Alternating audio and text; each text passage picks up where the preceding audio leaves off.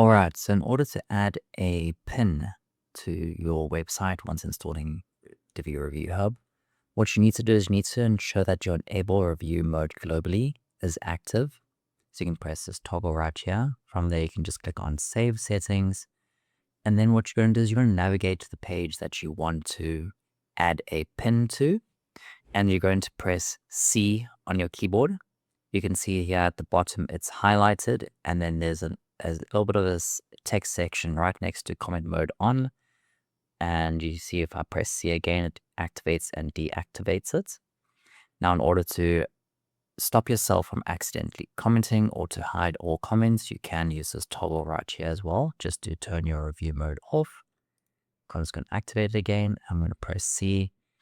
And I'm going to leave a little comment right here and just say, please update video to latest one. Find it here, URL. And I'm going to click on send comment. Now you can see here, it's got this little comment block. And when I click on the actual pin itself, it opens up my comment. And from there, you can either set its status or delete the comment. And you can also just switch to dark mode if you prefer to view it in dark mode. And then in order to get this comment box away, you just click away. And that's it.